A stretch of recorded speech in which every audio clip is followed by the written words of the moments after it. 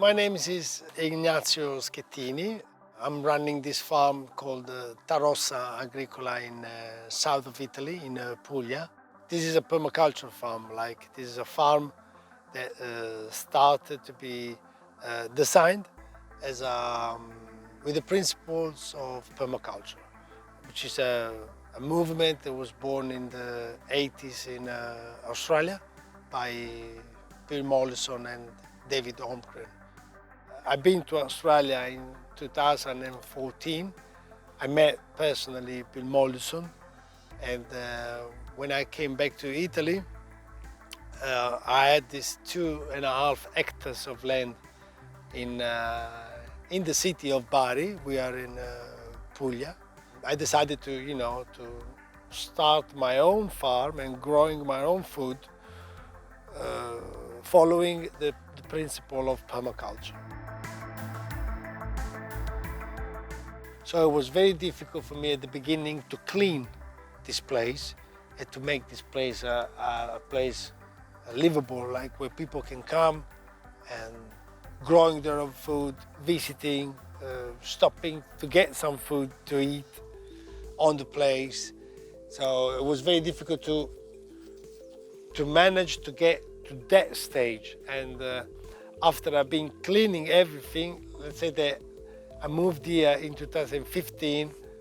I kept cleaning, but I really started to leave the place in 2018. So in 4 years, this farm changed a lot and became a place where, lots of people, a melting pot where lots of people come to get some food, growing their own food, and visiting. This place is not run just by the farm. There is another entity that is inside the farm, which is an association. The association is called Mediperlab, and the farm is called Rossa. There are two different entities, but they work together with the same goals. The goal is producing food and having our own food to eat, and teach others to do the same. Because we believe that one of the most important things is to be able to grow our own food.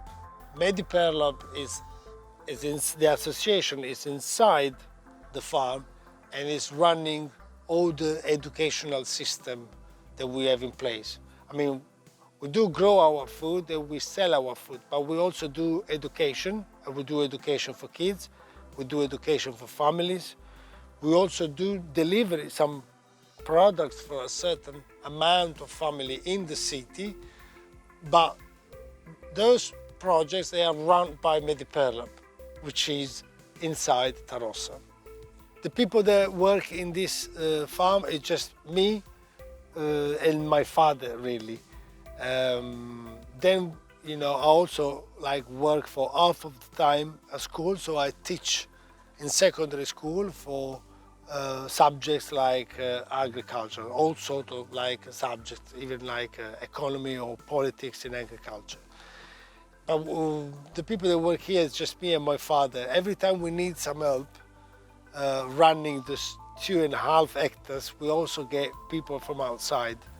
Every time we need to do an event, we just employ a chef, or every time we need to run the garden, we just give that garden to the person who's gonna run for the season. So the work is basically seasonal. So every time we need some more help, we get some more people. We have bees at the farm, but I'm not the beekeeper. There is a guy called Filippo that comes here and does the beekeeping. He has his own bees here. They're not my bees.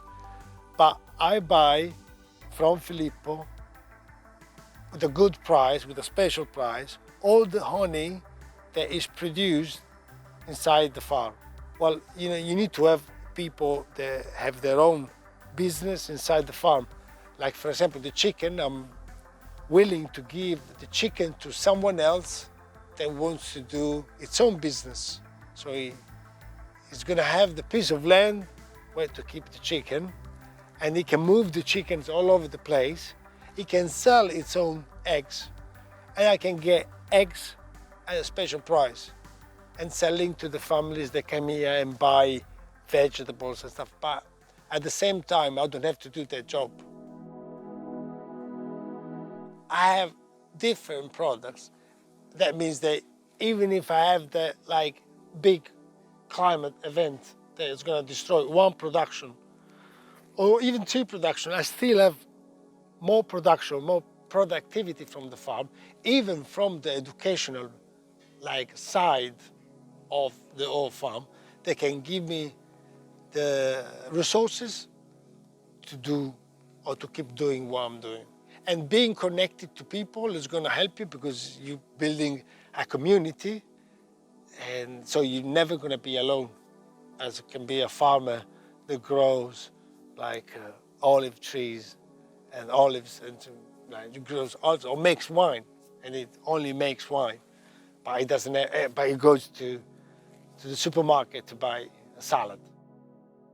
One of the things that is difficult in a system like this is being able to manage that system in order to get everything flowing with no problems. So the good things is it's like when you are the maestro directing an orchestra, and you know when that musician has to come in and the other one has to, shut down.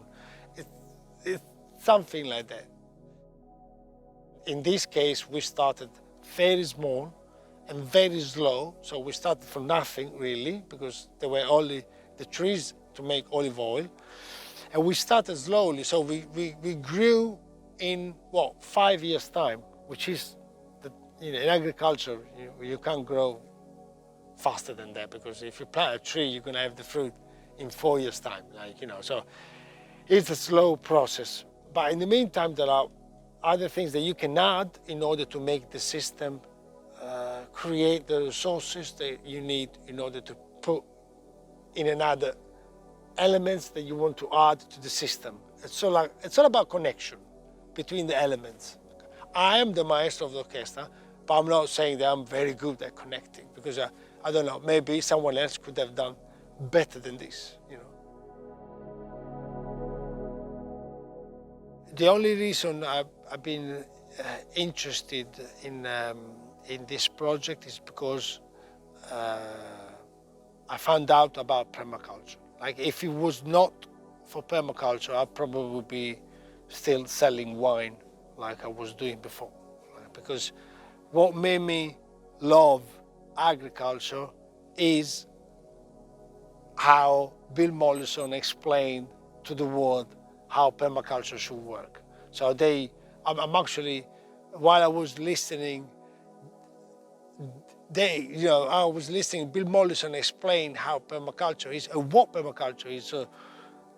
All the agroecology that is behind permaculture and the things that we shouldn't do things just because we need to make profit out of it, but we should run the agricultural system so we give life to everything is living on this place. Well, permaculture doesn't use chemical products, so it doesn't do any bad to the soil microorganisms, doesn't do any bad to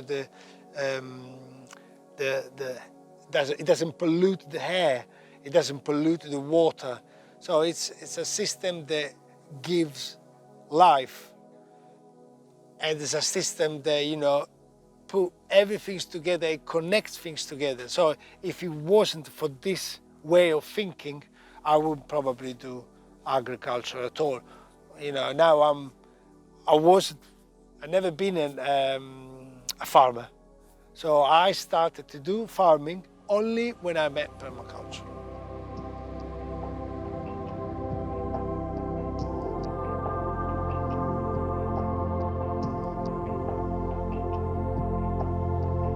So in terms of principles, it's about how to apply your design of your place in your landscape with the community that you have.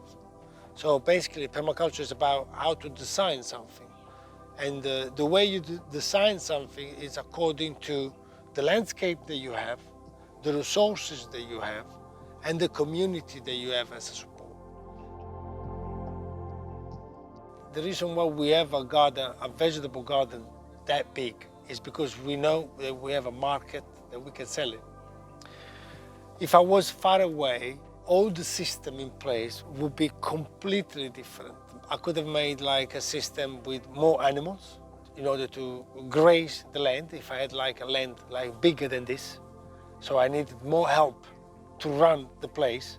In that case, I would have had more animals in order to keep the place managed.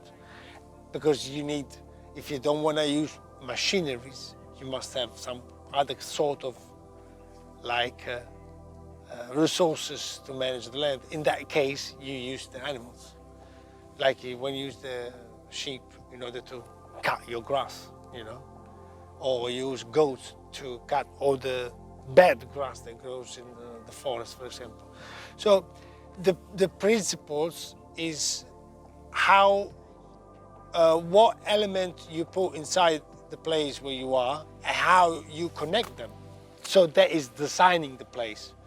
But it's not like the technique, like an example, like we do rotation for the garden. So we do rotation in the veggie garden, right? So in order to increase fertility. But that is not permaculture, for example. That is just like technique of rotating in order to grow fertility and to rest the piece of land. Or when you put legumes and you go 1 year, after 1 year you put the, I don't know, grain in order to make flour, bread and pasta, and then you put legumes in order to give nitrogen to the soil and to increase the fertility. That is a technique, for example. Permaculture is just a principle. It's a way of designing the place and decided how it has to be run according to where you are and what there is around you that can support the business that you want to start.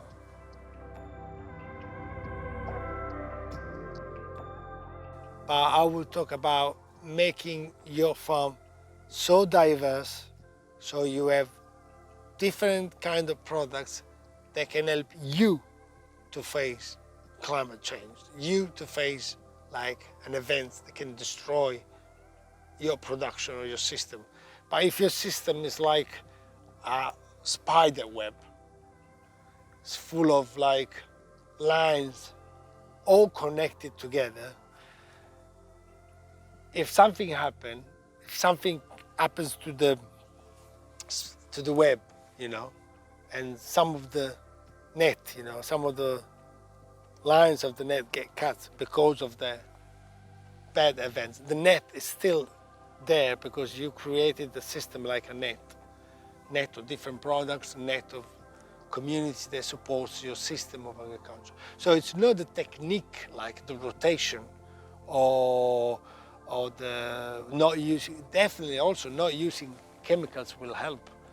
But it's not the technique that helps climate change, it's the system that you put in place. The last 2 summers were really, really, really hot. Like we got, I remember last year, we got like 47 degrees. So 47 degrees is really, really hot.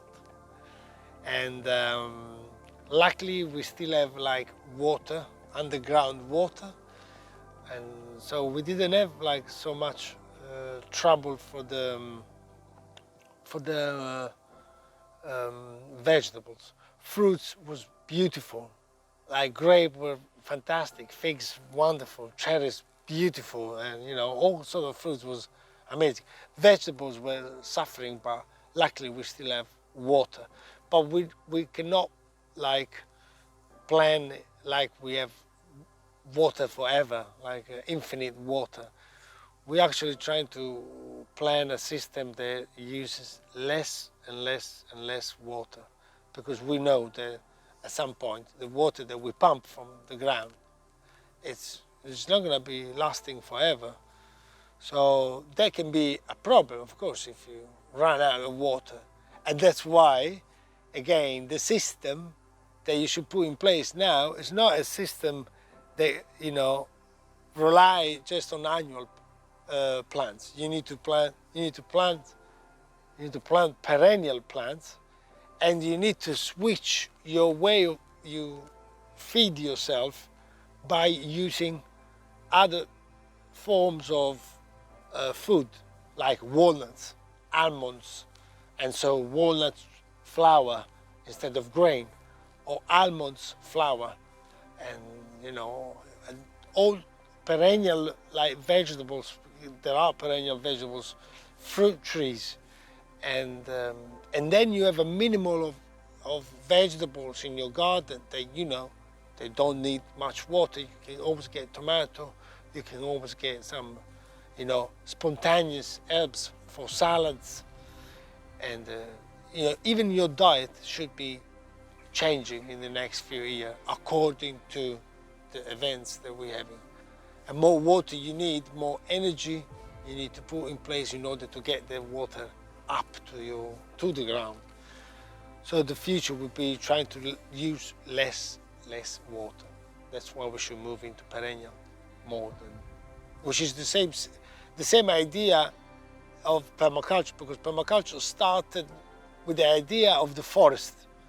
Bill Mollison and David Olmsted, they were looking at the forest and were saying, but why that ecosystem is working perfectly and has been there for ages without the man like interacting with it. It's been there for ages, and we built like by design an agricultural system that is not working. Then there's lots of input, and there's lots of work and lots of resources, and then the output is pollution. How can that be possible? So they said we should imitate the forest and how it works, and the forest works with perennial plants inside. So we should create that kind of system. We use the principle of a forest, and we use it to design the agricultural system. In the forest you also find animals, and the future of any kind of farm is also having animals, because sometimes when you don't have the vegetable products, you can also have the animals. When you grow your annual plants, what we do at the moment is buying seeds or taking plants from the nursery. Most of the time, the seeds that we buy and the plants that we take from the nursery, they are hybrid. Hybrid means that even if they produce seeds, the seed is never going to give you a plant that is like the parents. It's always something different, that is not the plants from where the seeds come. That means that you don't have the same product, you have a different product. That's because it's an hybrid. We should start using pure seeds, and using doing our work at the farm in order to propagate those plants and having constantly the seeds from these plants. The reason why we should do this instead of buying every year from the annual plants is because if we use the seed that was grown on our place, that seed has all the information of that place. And generation after generation, the information gets into the DNA of the plants, and so that plant is a plant is acclimatized to the place. It's like the spontaneous plant, like the calendula, like the senape, like the amaranto. They're all spontaneous, and they grow. If you leave this place without irrigation, they grow anyway. So they have those kind of information in their DNA. They grow with that kind of information, with that kind of climate, and if it changes, everything is going to be adapting, but they take this information year after years. So they should be the same for our vegetables, annual vegetables that we use. We should grow our plants and take our own seeds, putting our seeds in our little jars and using the year after. By doing this, we will build a plant that will need less water and less water. We can also using those seeds and putting in a place where there is no water. So forcing the plant to grow without water. And if you get a product, maybe you don't get a product in order to be sold, but you get a product in order to make only the seed. And then the year after those seeds has already the information, you plant it and you get plant more resistant to the dryness of the place with information of the place. So this is the work that we should be doing. People, they all live in the cities. They all live in apartments. They all live in their own flat, surrounded by walls and some windows to look out, you know. But they have no idea what is a real garden, what is the countryside. They might go on Sunday for a walk, but, you know, living a place where you grow your own food and, you know, when you get to contact with all sort of like animals, micro animals or micro like insects or bacteria stuff, it's completely different. So I think that a farmer should be an educator because he should like inspire other people to do so, and it should like try to teach kids how important for their own benefit, for their own sanity and for their own muscles and body is good to, you know, living in a more friendly environment. Look what we have around here and imagine the same interview in a corner of a pub in a city, by the street, or it's completely different. The way you behave is also completely different. You're completely different if you're in a city or if you're in the middle of a countryside. And you grow differently because you eat good food instead of like that food that's called rubbish. So I think that, yeah, just to make it like the answer short, the farmer is an educator.